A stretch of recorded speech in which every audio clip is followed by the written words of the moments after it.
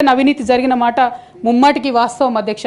దీనికి పెద్ద ఉదాహరణలు సిద్దిపేట సిరిసిల్లలో కట్టినటువంటి కలెక్టరేట్లు 2 వచ్చినటువంటి మొదటి వర్షానికే 2 కూడా మునిగిపోయినాయి అధ్యక్ష. ఆ విజువల్స్ అందరం కూడా మనం చూడడం జరిగింది. ఇక సిద్దిపేటలో సిరిసిల్లలో కట్టిన కలెక్టరేట్లకే దిక్కు లేకపోతే మొత్తం రాష్ట్రంలో కట్టినటువంటి అన్ని బిల్డింగ్లు ఎట్లుంటాయన్న విషయాన్ని కూడా ఒకసారి తెలంగాణ ప్రజలు ఆలోచించుకోవాలి అధ్యక్ష. ఒక పక్క నిజం మాట్లాడే వాళ్ళను, సూటిగా మాట్లాడే వాళ్ళను, ఉన్నట్టు చెప్పే వాళ్ళను రిస్ట్రిక్ట్ చేయడమే కాకుండా అధ్యక్ష ఉద్యమకారుల విషయంలో తీరని నిర్లక్ష్యం గురైంది అధ్యక్ష. అనేక సందర్భాల్లో నేను పార్టీ నాయకులని, పెద్ద నాయకులను కూడా అనేక సందర్భాల్లో అడిగిన అధ్యక్ష.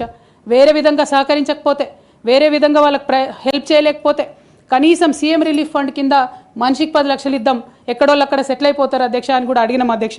అది కూడా చేయలేదు. 43 లక్షల మందికి పెన్షన్లు ఇస్తున్నామని గర్వంగా మనం చెప్పుకుంటున్నాం. ఉద్యమకారులు కాన్స్టిట్యున్సీకి 1000 మంది కూడా ఉండరు. ఆ 1000 మందిని పట్టుకుంటే ఇంకో 1,00,000 మందికి ఎక్కువైతుంది. వాళ్ళకు పెన్షన్ ఇస్తే లాగుంటుంది, గౌరవంగా ఉంటుందని అనేక సందర్భాల్లో చెప్పినాం అధ్యక్ష. అది కూడా 60